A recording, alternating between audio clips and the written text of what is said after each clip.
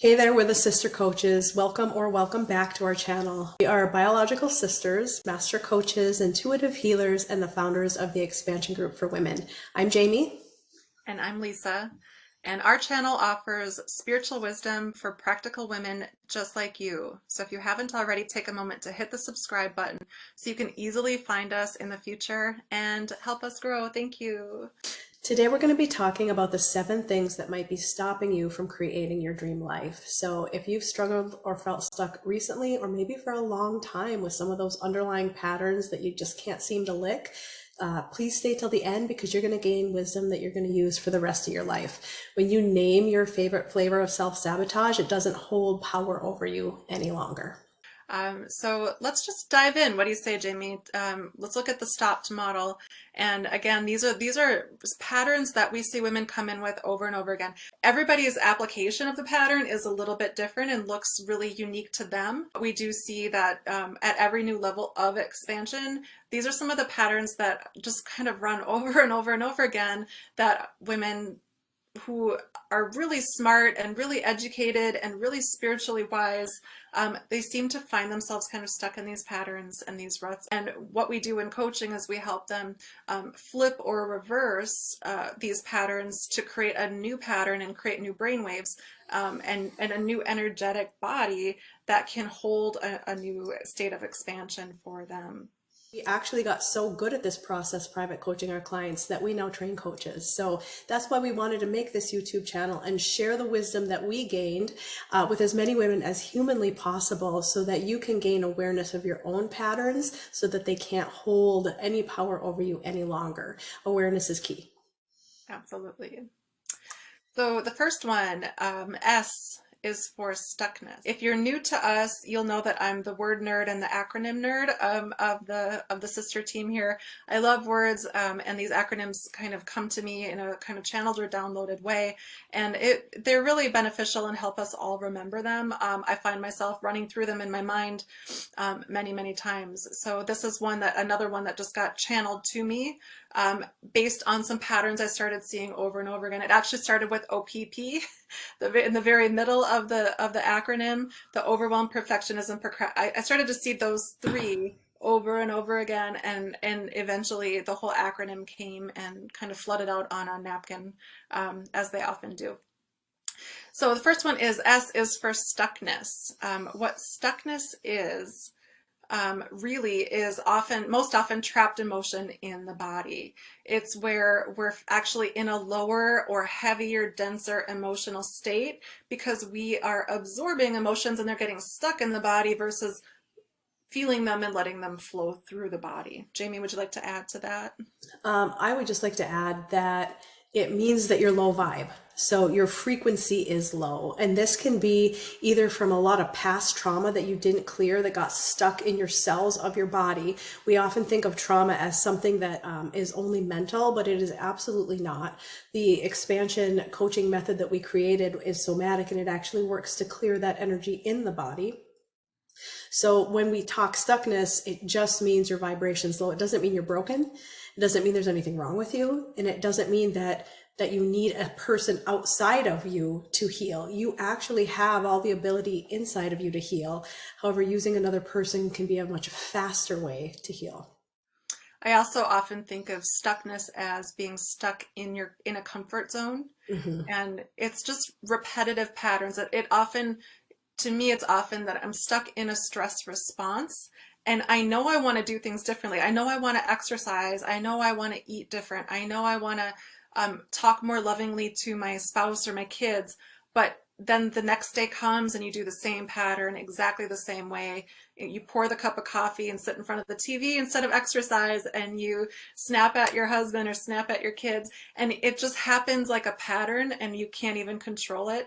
And to me, stuckness is often low vibe, like Jamie said, stuck in a stress response, stuck in a comfort zone, and I have a hard time just getting out and doing things different.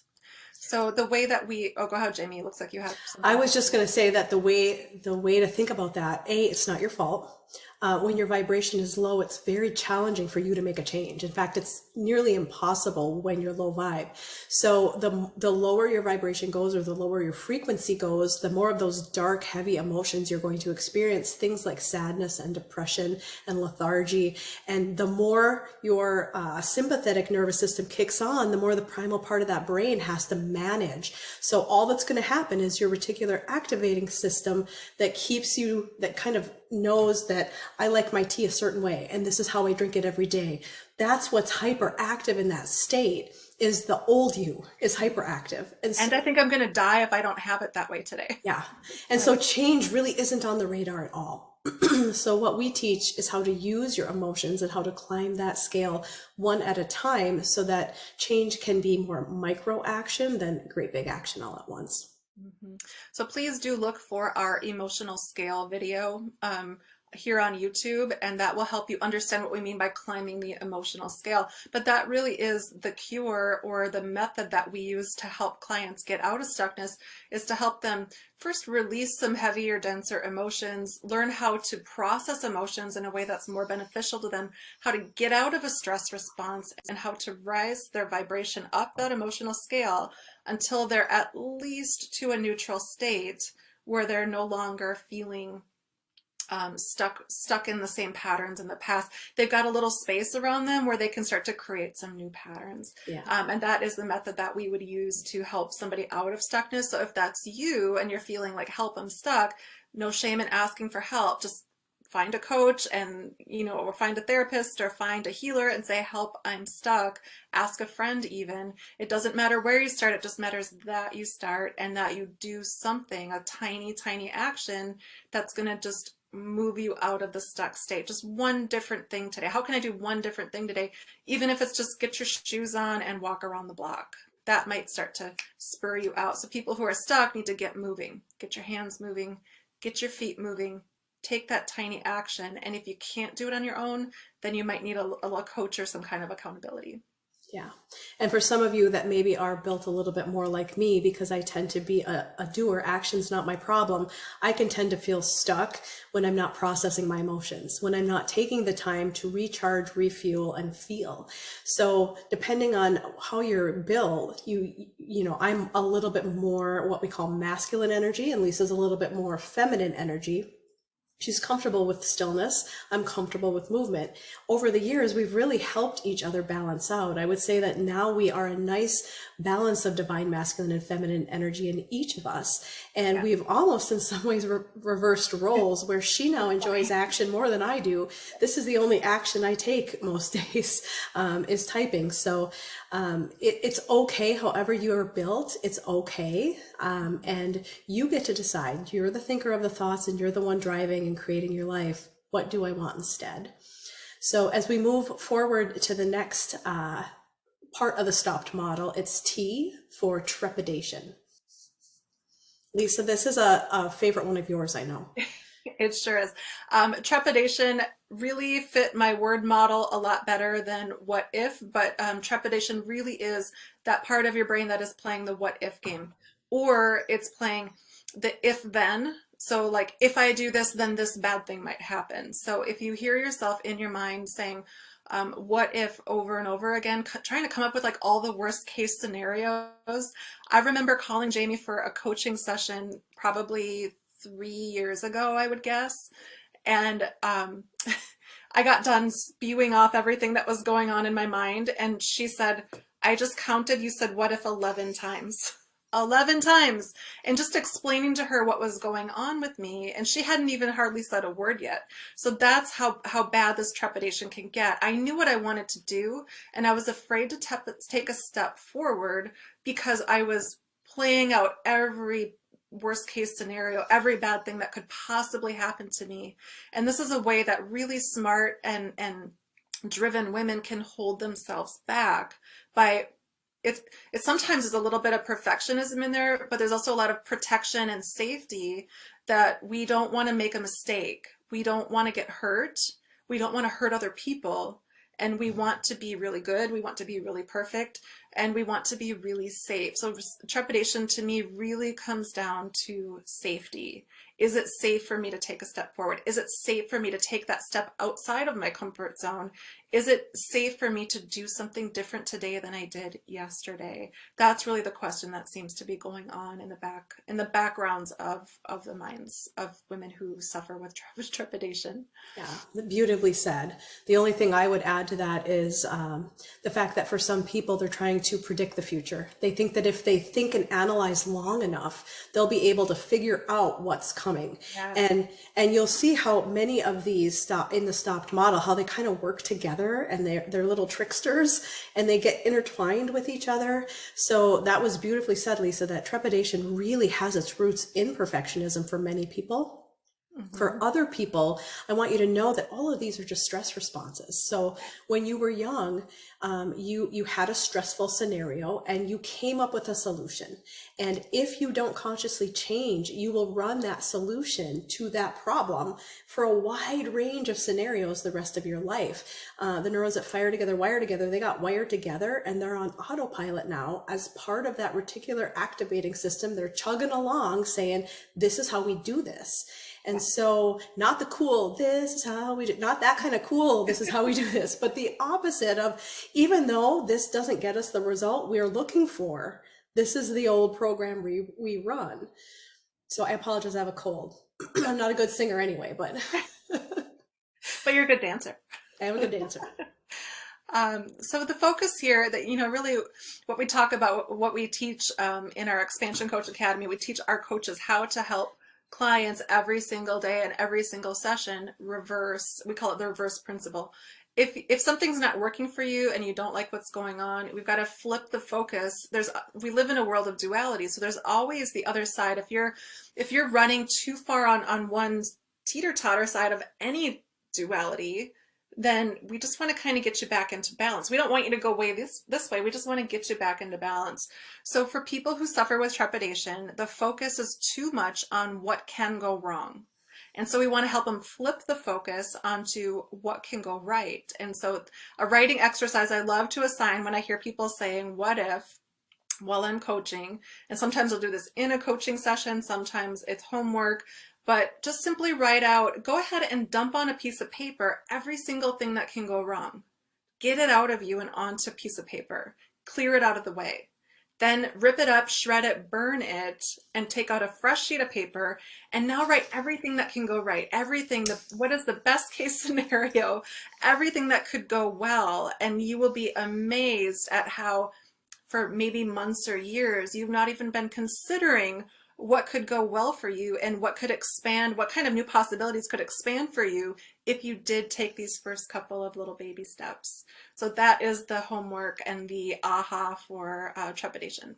And what Lisa is saying to you is it will go from primal programming, which is only the thoughts of the past and only the habits of the past, to prefrontal cortex, which is future planning and executive functioning. And so we teach about heart coherence at the expansion group as well. But in order to have heart coherence, this guy's got to be turned on. So the writing exercise that she just gave you is awesome because it starts to activate this prefrontal cortex that studies show we use about 5% of the day. It's so small, but you consciously can start to use it more often. All right, we're going to keep moving right along here. Overwhelm, perfectionism, and procrastination, as Lisa already mentioned, tend to, for many women, go together. They're a little bit swirly. So we're gonna talk about them separately, but know that they often swirl together. So overwhelm is my addiction. It is my main emotional pattern that runs in the background. And it made me feel important when I was young. When I had a lot to do, I felt important. So it was a strategy that young Jamie came up with to help her feel high, to help her feel good, successful, like a good daughter, like a good little girl, yeah, student, or a good friend, or a good woman. I never said no. I said yes to everything. I volunteered first, and I ended up exhausted. So if that is you, if you're the doer of all the things, what really is the cure for you is to slow down, figure out what you do want and only take action in alignment with that. And I've worked with some clients over the years. One woman wrote 14 different things she had volunteered for that were not paid. She couldn't figure out why she couldn't get her coaching business off the ground. Well, she had all these other things drawing her energy. These are energy leaks, guys. So it is wonderful to want to give back, but not at the Expense. thank you, with a cold, sometimes the words don't come, not at the expense of your own physical, emotional, energetic, mental, or spiritual health. Okay. So I get sick. Here I am sick because I run myself ragged with stress and duties until I get sick, take the time to rest, recharge and rejuvenate, and go back out into the world. It's a pattern that even though I've been coaching women now for a solid 5 years full time, I still struggle with. I'm learning to manage it. And Lisa, don't you think I'm doing better? You're doing such a great job. Yeah. That's a great job. And so if this is your pattern that you think might be blocking you from having this dream life, all you have to do is write down on a piece of paper all of the things that you do, all of the responsibilities and duties that you have. And then anything that you don't either love, meaning it doesn't feel like work, you love it, right? Or it's in alignment with the dream life that you're creating, it's got to go. Yeah. So beautifully said, Jamie. I want to add to this, like I have a little different pattern of overwhelm that runs in me. Jamie has what we call masculine or doing overwhelm. I have a pattern more of emotional overwhelm, meaning that I absorb other people's feelings and emotions. I get into people-pleasing mode. I get into codependence. I get really overwhelmed by trying to manage my emotions and energy with everybody else's emotions and energy. And so the last thing I want to share about overwhelm here is really if you get into the energetic pattern of the word overwhelm, I'm a kind of a definition nerd. Being overwhelmed means that you are actually consumed by or overtaken by something, which means that you're making yourself very small and unimportant. And the thing that is overwhelming you bigger than you and kind of swallowing you up. So if you think about your to-do list, if it's swallowing you up, you're making actions and tasks and things that you're doing more important and bigger than who you actually are. Than being.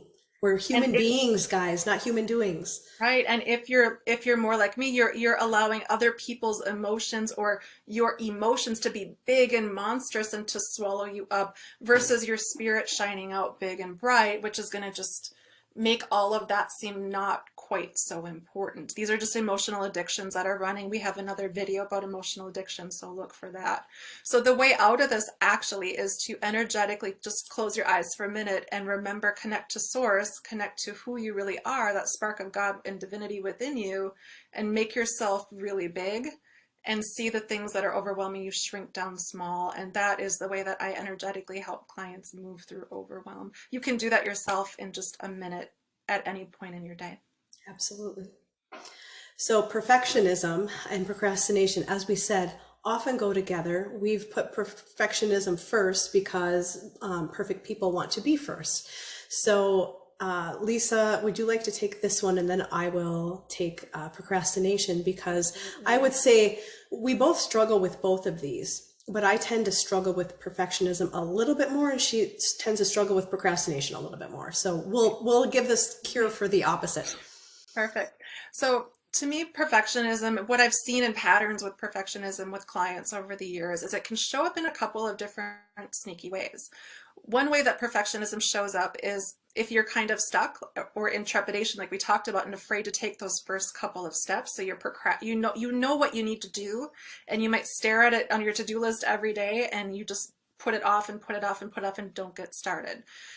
So you're having trouble taking the first steps and opening the job up.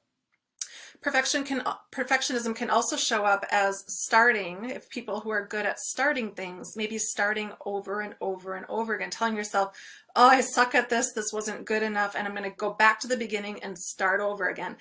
We even just had this conversation recently with some people in our Expansion Coach Academy where they want to go and start the whole thing over again. So maybe it's a course you're taking, maybe it's a training you're taking, maybe it's a a paper you're writing or a job you're doing, are you starting over and over and over again? And then the last way, or the third way that it shows up, there's probably more than three, but a third way it shows up is in, I'm almost right to the end, and but it's not quite good enough, and I need to keep tweaking it in little tiny details before I hit publish, before I hit send, before I call it complete. So there can be perfectionism and procrastination in finishing a job and clearing it off of your plate. You kind of leave it there on the list until it's perfect and it stays in the way. And so perfectionism really comes down to a fear of failure, a fear of making mistakes. And underneath it all, one thing that I find is that there's often a pattern of gaining self-worth, as Jamie talked about in the Overwhelm, that you gain your self-worth from doing a good job. And so if you make a mistake, if you put out a subpar product, it's like it ruins your whole identity and your whole sense of self-worth. And so what we do with perfectionism in coaching is we really help a client gain that intrinsic sense of self-worth and help them move toward greater self-love and radical self-acceptance, to remind them that just because they make a mistake doesn't mean there's anything wrong with them. It's actually our mistakes and our quirks that connect us with other people and make us all more similar. So we work toward a sense of wholeness and a sense of oneness, and helping them see that mistakes don't really matter. Failure doesn't really matter. It doesn't really exist. You're either, doing something right, or you're learning a lesson so you can get there and do it better. And we all go through phases of failure and mistakes before we really kind of hit that success point. There is no such thing as perfect anyway. And, hitting publish, hitting launch is always going to be more important than it being perfect, because if you wait until it's perfect, nobody gets helped by your gift, whatever your zone of genius is. If you wait until it's perfect, it's really just procrastination, which feeds us right in here. That's really what you're struggling with. And so you have to really ask yourself at that point, what are you afraid of? And that's what I would recommend. What exactly am I afraid of? Because that, again, that awareness is knowledge. You'll hear us say that over and over on this channel. And once you identify what you're afraid of, you can work to flip it. You can work to tell yourself a new story. So with procrastination, one of the things that I have found the most helpful, and many of my clients have found this helpful, is the idea of the shitty first draft. And it's really going to solve the problem of perfectionism as well along with it. You just want to take action, shitty first action, on what you're doing and get that first rough draft out so that people, just get it out of you so that people can consume it on the other end and give you some feedback. Otherwise, you can get trapped in that perfectionism procrastination loop forever. Your worst work might save someone's life. Your moderate work might completely open somebody up to saving their marriage, or, noticing an opportunity they would have missed. And so I find perfectionism, overwhelm, perfectionism, and procrastination, those three are ego. Ego is activated in thinking too much about itself. And when you can call ego out for that and say, no, I'm not going to allow perfectionism or procrastination to stop me from sharing this gift. We are launching our YouTube channel imperfectly. We didn't take a class on how to launch a YouTube channel. We're not awesome at video editing, and we're doing it anyway because we feel like we can help women prevent future suffering on the planet by learning some of these concepts. Absolutely. Anything else you want to add to procrastination, Lisa? I do. This is my big procrastination flip, the reverse of procrastination. So, and I actually took a training on this. So I learned this. People who procrastinate and put off doing something, their focus, that reticular activating system of the brain, the focus is on the pain of doing the task, whatever it is. Maybe it's having a difficult conversation with somebody. Maybe it's starting a business, whatever it is. If you're thinking about how hard it's going to be to do the task, you're going to want to avoid the pain. And so the flip of that is to focus on the pleasure of having the thing done. So something that goes on in my brain personally, because I used to really, really, really suffer with procrastination, right, Jamie? Like Mhm. massively. I I was may afraid have to start. coached her a few times on I that. didn't start anything. I was afraid to start anything new. And so what I learned how to do is to look for the space that's created by getting the thing done. And pretty soon I was had my shoes on, I had my keyboard out, I had my computer out, and I was getting the thing done because I wanted the space of having it off my brain, off my to-do list, and having things hanging over us. I mean, think about that analogy of having something hanging over you. It can kind of weigh on you and be heavy. And I like to keep my energy light. And so it just helps me to remember to focus on the space and the pleasure and the reward of having it done. So one thing we have to do with women in coaching is help them learn how to celebrate small successes and allow themselves to feel the pleasure Their of own saying, success. yeah, I'm saying Yeah, like I've done enough today. Even if I do the just three small tasks today that are in alignment with where I'm going, that's better than writing a huge to-do list or trying to get my house perfectly clean first before I start. Just start imperfectly, take some small actions in alignment with where you're going, and then celebrate it and allow yourself to feel the pleasure of having that small task done. That's going to get you there so much faster, promise. and that is the law of resonance. We're not big fans of the law of attraction. It's confusing, I think, to women that think that they can just sit and think about something and it'll flow in.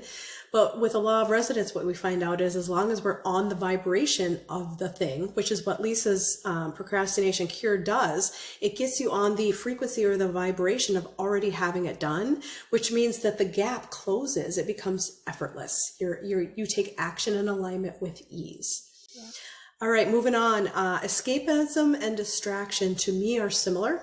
Lisa, do you want to take these separately or together? Well, first I can help distinguish the two. So, escapism in the patterns that I've seen in coaching, and escapism is also one of my challenges that I've had to overcome numerous times in my life. At every new phase of expansion, I seem to kind of sink into escapism and have to get myself back up and rise back up and out of it. And so, escapism is, by definition, it's a desire to escape reality by engaging in fantasy. It's like you want to check out of reality because reality feels too painful. So much like procrastination, you're focusing on the pain that you believe is being caused to you by your circumstances, by your reality. If you don't like the relationship you're in, if you don't like the current state of your home, we're under a big, huge remodel right now, and there's messes everywhere all the time. If I was allowing myself to believe that my environment and my home were a reflection of who I am at this very moment, it would cause me a lot of pain and I'd want to check out and escape. But I'm focusing on little progresses and celebrating them and getting really excited every step of the way and being in the creative flow. So escapism is kind of like stuckness in that it's very dense, heavy energies. You can get stuck in escapism through just checking out on your couch, on your phone, on social media, or playing games. It can be through alcohol or drugs or substances, or even just like the wine coffee cycle every day. You can escape through work. People can actually get addicted to work and use it to escape their home life if they're not satisfied there. Likewise, people can also use dramatic relationships to escape having to go to work. So it's an avoidance of some kind of part of your life that you believe is causing you pain at the helm of it. Yeah, very well said. And Go ahead, Jamie.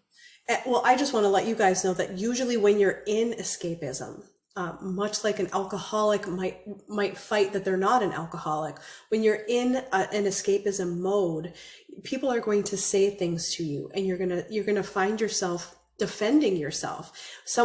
For instance, maybe my kids say, "You're on your phone all the time, Mom." Well, that's a cue for me to really ask myself, am I on my phone taking aligned action with where I'm headed, or am I on my phone escaping from the stress of where I'm headed? So when people kind of, say things to you, especially when it's more than one person, that might be a sign that you need to take a look at your current Netflix and chill habits, and really ask yourself, are these in alignment with the person I'm becoming or the person I was? Yeah, absolutely. Um, and while we're on this, often underlying this pattern of escapism is a belief that there's some kind of fundamental flaw with us and that we don't really belong to society or don't really belong here. And this is maybe a particular kind of escapism, maybe not all kinds, but people who want to escape their reality, it feels like their reality doesn't really reflect them. It feels like they're living somebody else's life and it's all just too overwhelming and it's all just too much and they just want to get away and escape. And so the cure for this that we do in coaching is to help guide people to see that it's first that it's safe and that it's actually exciting and fun to take outer world action steps, to take new steps out of your comfort zone and in alignment with your dreams. And to do that, often we have to resist doing the thing, picking up the phone. Maybe you want to take social media off your phone or take that addicting game off your phone, or maybe you want to just not buy any alcohol or have it in your house so that you are bored enough to actually get the creative juices flowing to want to do something different. So we have to kind of remove the thing that we're escaping into, and we have to be willing to be in the discomfort of where we are right now in order to take the steps to move forward toward our dreams. Well said. And then lastly, distraction. And distraction is something that I have conquered recently and was struggling with. And for so many of you during COVID, distraction is just how you filled your time. It became your pastime. And so you're not looking at it as a distraction from creating your ideal future. You're just looking at it as a way to fill your time. And so you might be wondering, well, how do I know? How do I know which one it is? Is it just a pastime or is it a distraction? And my way of explaining this would be that if it rejuvenates you, if it recharges you and makes you feel like your cup is on full, it is not a distraction. Then it is a pastime you enjoy that fills your cup and soothes your soul. If after you do it for an hour or 7, you feel like you're on you're on low, then it's likely a distraction preventing you from that true rejuvenation that your spirit, mind, and body need. Yeah. The way I see distraction is that it's a coping mechanism. And it is something that it's like maybe you're not in procrastination. Maybe you're working on something, writing a book or working on a project, or maybe just organizing something. And you kind of hit a pain point. You hit a trigger that's a pain point, something that doesn't feel good, something that maybe you start to hear that voice in your head that tells you you're not good enough, or that you suck at this, or this, you're never going to be good at this. And then you immediately, subconsciously, pick up your phone or get up and go get something to eat, or you do something to distract away from the thing that you're doing.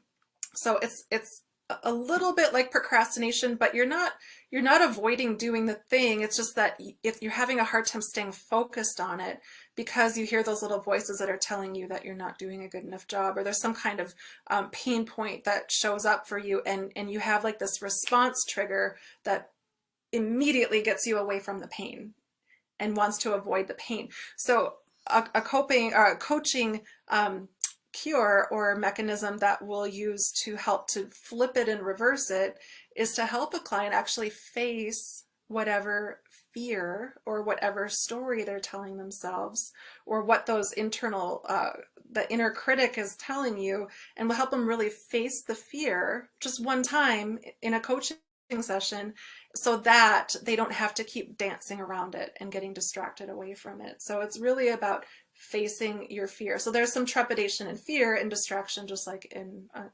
the what if game. Yeah.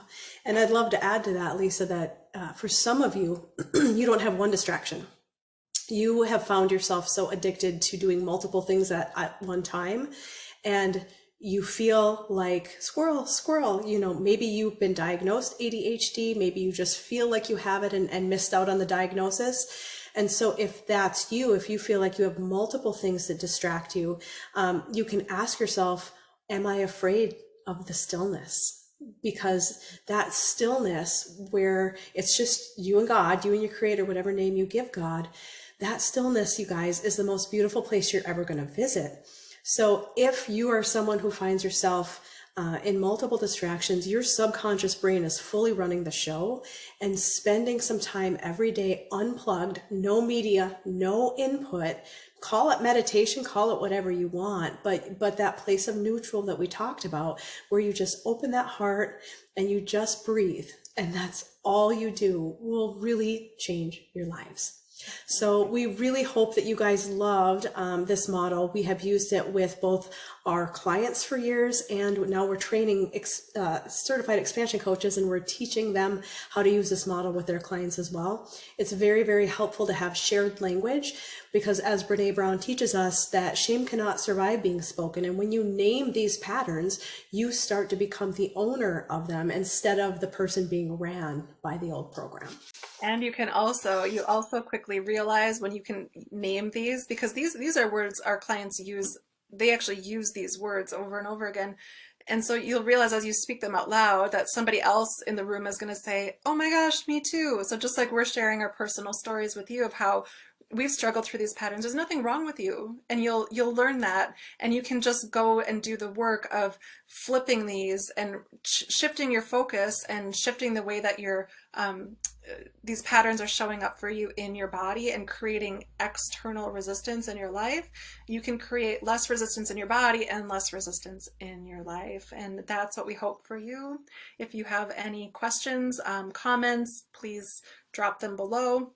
And Jamie, do you want to add? Yeah, I was going to say, tell us which 1 to 3 are your top. Tell us below.